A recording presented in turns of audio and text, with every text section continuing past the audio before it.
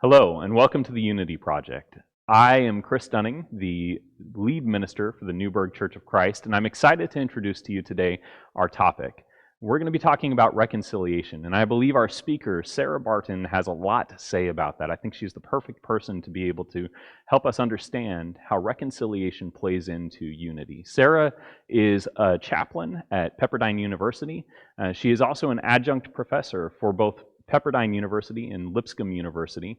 She has a history in missions in Uganda, has served in ministry in Rochester. She's a mother, she's a minister, and she's a fantastic author who wrote the book, A Woman Called. I want to encourage you to listen to what it is that Sara has to say. And then at the end, after Sara has spoken to us, we're going to hear a testimony about a father and the loss of his daughter, but the gaining of a son. I'd like for us all to reflect on this idea today. Hello friends, my name is Sara Barton. I'm the university chaplain at Pepperdine University. First of all, I want to say that I wish we were all together in the same place today for this sermon, but since we couldn't be together, I did spend time just a few minutes ago, praying for you. You are people I cannot see. I don't know all of you, but God knows. And so I've spent time praying for you and praying that this sermon will bless you and encourage you and be of service in some way to you. So let's get started. So today I want to talk about two little words that are in Mark chapter 16. And so here is what it says in that chapter, and maybe you can guess. I don't know if you'll be able to guess which two words I want to focus on. It says, and I'll set the context. This is when several women who loved and followed Jesus went to the tomb, and they encountered a young man dressed in a white robe, and he spoke to them, and he said, from verse 6, "Do not be alarmed. You are looking for Jesus of Nazareth, who was crucified. He has been raised. He is not here. Look, there's the place where they laid him. But go, tell his disciples and Peter that he is going ahead of you into Galilee. There you will see him, just as he told you." So, there is a lot to unpack in this scene. Sermon after sermon could be preached, and it could go a lot of different ways. But as I told you, I want to talk to you about two little words. And the two little words I want to talk about are, why did the man in white pass on the word that Jesus had said? Why did he say, "and Peter"? Two little words. But go tell his disciples and Peter that he's going ahead of you to Galilee. There you will see him just as he told you. Now, you may have some guesses in your mind. So take a second to think about why you think that might be there. Or maybe you've thought about it before or heard sermons about it before. Wow, those are two powerful little words. But let's step back for just a minute and remember our context. Let's recall Peter's role so far in the Gospel of Mark. There is sufficient evidence to conclude that Mark wrote his gospel based on the teaching and preaching of Peter. Now, I always think of it like this. Paul had time to write, and he was a really great writer. He was gifted, I think, with the gift of writing, and look how much he was able to accomplish. But one reason Paul had so much time to write and could devote himself to it because he was in prison for a lot of it. God used that And Peter then wrote so many things we've been able to read. But when I think about Peter, Peter was very busy. And his personality just strikes me as someone who had great preaching, great things to say, great things to witness to, and he may have wanted to sit down and journal, but I'll just bet you Peter wasn't the kind of guy who kept a daily journal. I think he was, from what we see in the Gospels, especially the Gospel of Mark, we see that he was a very busy guy. He got a lot done. And so I think about that when I think about Mark, that it's telling the story of discipleship and what it was like for the disciples to follow Jesus. And we see it very specifically with Peter being highlighted more than the other disciples. Not because Peter was full of himself, but because it's his way of telling the story. It's like kids in a family. You have 3 kids in a family, and sometimes those 3 kids tell stories in different ways, and sometimes they tell it from their memory. And so these are some of Peter's memories. And one thing you've got to admire about Peter is that he didn't mind telling the truth about himself or kind of telling some of the more embarrassing things. So sometimes he sticks his foot in his mouth a lot. So Jesus had to say to Peter in chapter 8, "Get behind me, Satan," because Peter had just sort of chastised Jesus. And so he just seems to do things like that. At the Transfiguration, when Peter sees Elijah and Moses and Jesus glowing so white that it says no bleach could make anything that white, it must have been startling, amazing. So what does Peter say? Peter says, "Let me build some houses for you 3, you 3 glowing figures." The scripture says he didn't know what he was saying. He was just talking. That's Peter.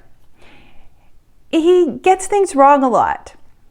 He's one of those disciples, those few disciples closest to Jesus, who was invited into some of the most really excruciating moments of Jesus's life. And they're supposed to keep watch while Jesus prays in Gethsemane. And what do they do? What does Peter do? He goes to sleep when he's supposed to be on watch. Now, Peter is not named in Mark's gospel, but based on the other gospels, we can also deduce that Peter's the one who cut off the guy's ear, and Jesus had to put it back. All of these things are Peter. And yet, as we sort of, laugh a little, notice a little, talk about his personality a little, this is also Peter. I love this about Peter. Chapter 14, verse 26. When they had sung the hymn, they went out to the Mount of Olives. And Jesus said to them, "You will all become deserters, for it is written, I will strike the shepherd, and the sheep will be scattered. But after I am raised up, I will go before you to Galilee." "I will go before you to Galilee," Peter said to him. "Even though all become deserters, I will not."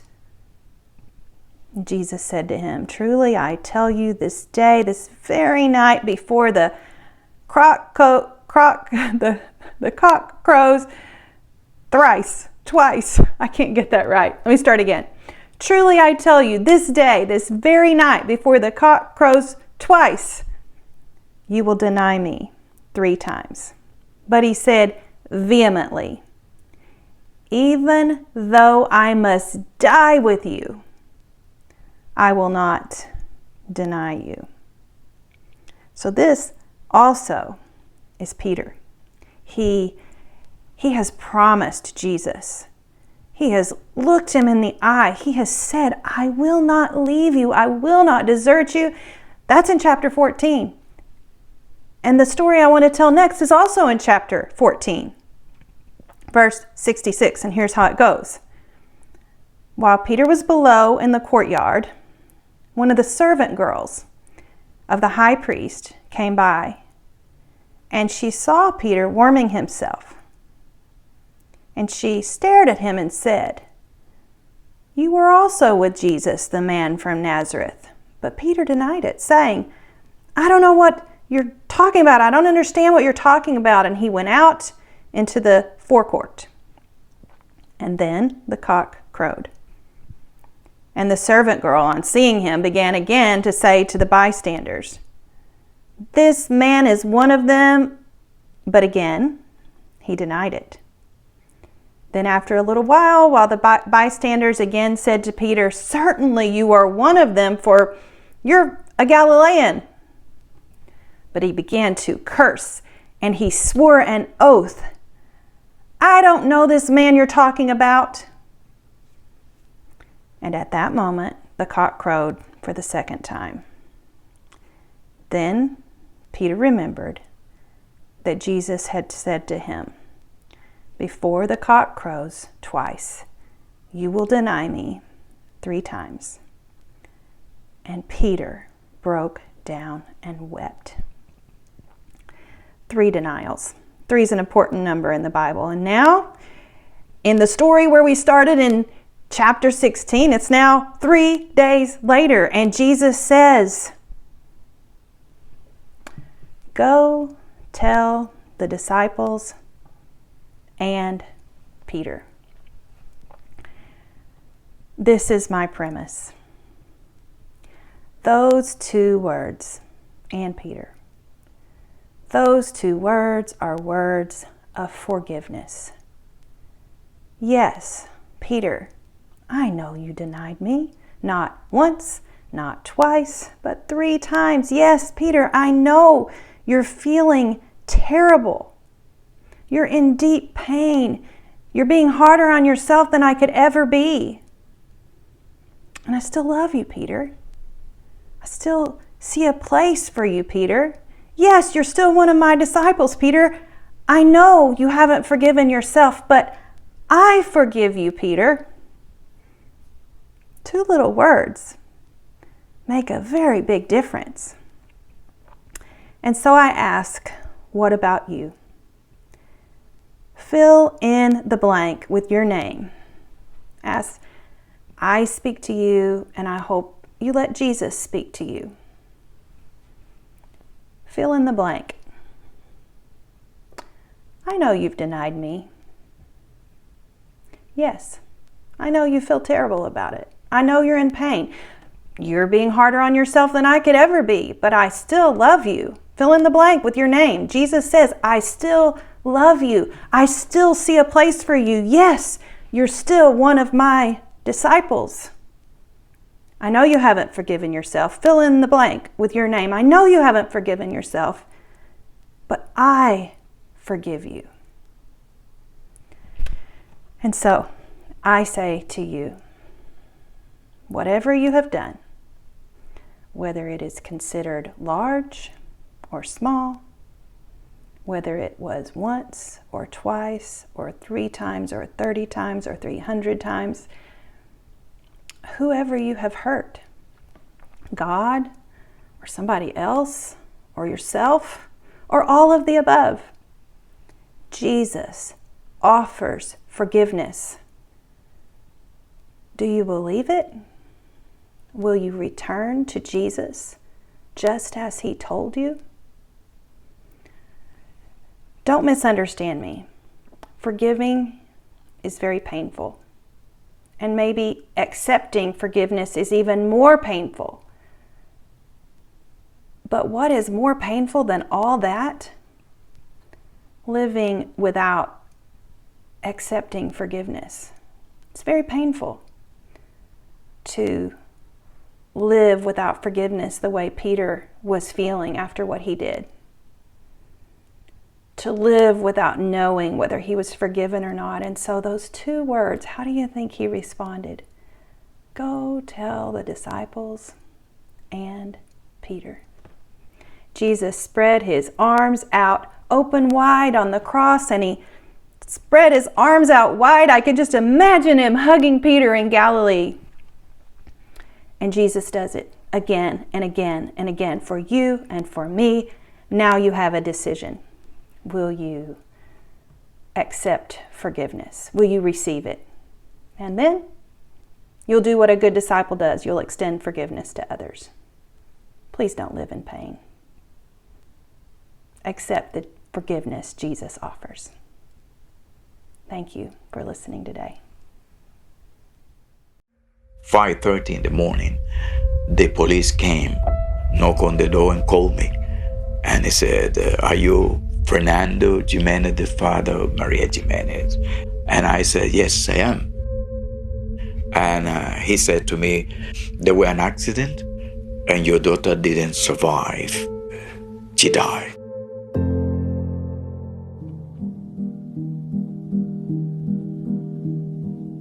Maria was an answer to prayer, because I already had a boy and I wanted a girl, and she was always there for me, always around. Oh, she was a delight. Sunday, when I saw Maria the last time, she hugged me, we kissed each other. I said, I'll see you throughout the week. On Monday night, she decided to go out with Nick. Everything happens about 2 o'clock in the morning, when Nick decided to speed the car more than 100 miles per hour. The cars lose control and Maria was there injured. She was taken to hospital, but she didn't survive the injuries. I remember that I collapsed totally there, and I started to cry, burst in tears. What happened? Where is Maria? How she will die? She's only 24. She's my girl. At that moment, I felt a lot of anger, a lot of rage, a lot of vengeance. When suddenly there is the guy who was driving the car. And he came into the flat and he just burst in tears, asking for forgiveness. Forgive me, please. Forgive me. Please forgive me. I was there in tears and he was asking for forgiveness. And I dared to say, I forgive you, son. I do forgive you, son. And when I said that, it was like something was taken out of me. Peace took on myself to say those words. It were the most difficult word I ever said in my life.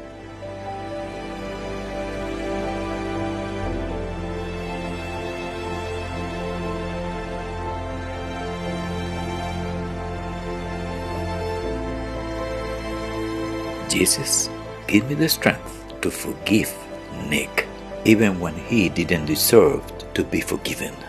As a Christian, I follow Jesus as an example of love and forgiveness. And today, Nick, he is for us as a son, a real son.